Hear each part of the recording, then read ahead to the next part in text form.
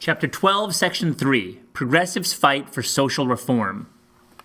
In 1904, social worker Robert Hunter wrote a book about the poverty that trapped millions of city dwellers. He described the plight of urban workers.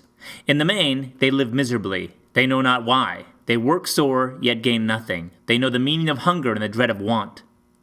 Along with other progressives, Hunter worked to improve conditions for the poor. Improving living conditions in cities. Living conditions for the urban poor were terrible during the early 1900s. Many city dwellers were jammed into tenements and lived in unsanitary conditions. The streets were often filled with garbage, as Jane Addams knew well. Progressives took on the challenge of making cities cleaner and more livable. Under pressure from progressives, the state of New York passed the Tenement House Act in 1901. This law required each new tenement to be built with a central courtyard and to have a bathroom in each apartment. Progressives like Addams also wanted the government to take responsibility for getting rid of trash. In New York, the Department of Street Cleaning took charge of garbage collection. Their collectors were called the White Wings because they wore clean white uniforms. Muckraker Jacob Riis wrote that because of the White Wings, streets that had been dirty were swept, the ash barrels which had befouled the sidewalks disappeared. By cleaning up unhealthful conditions, Riis said, the White Wings saved more lives in the crowded tenements than a squad of doctors. Fighting to keep children out of factories and in school. Progressives also addressed the problem of child labor. Since many children worked in factories and sweatshops to help support their families, they could not attend school. In 1890, only 4% of American teenagers went to school. Progressives pushed for laws to restrict or ban child labor. Florence Kelley, a colleague of Jane Addams at Hull House, persuaded the Illinois state legislature to outlaw child labor in 1893.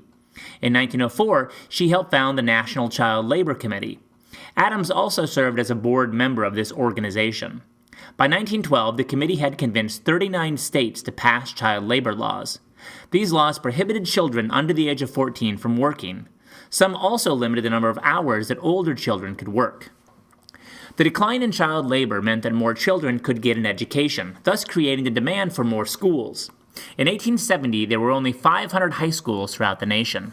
By 1910, that number had grown to 10,000. By 1930, almost half of all high school-age youth were attending school. Progressives wanted children not only to be educated, but also to be Americanized. They believed in pressuring immigrant school children to give up their cultural traditions and become assimilated into American society.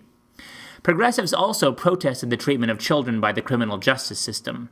In many places, the law required juvenile offenders to be sentenced to reform school, but accused children did not always get a trial.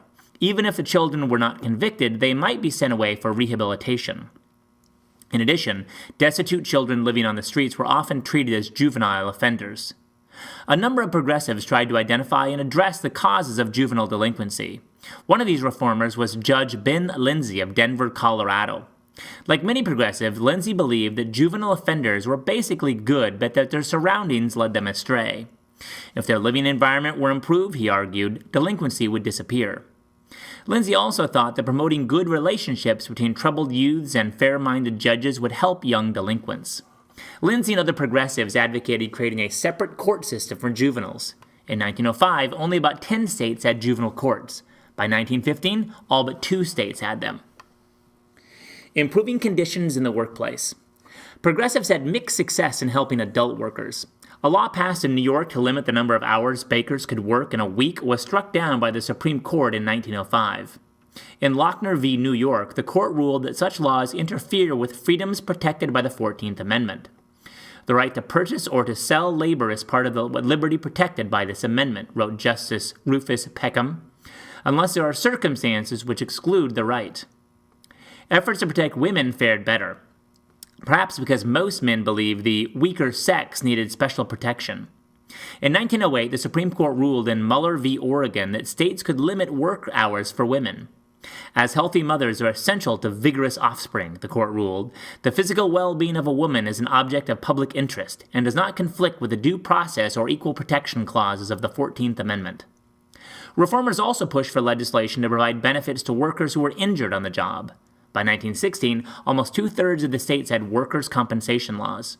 Under these laws, workers who were hurt at work still received some pay, even if their injuries prevented them from working.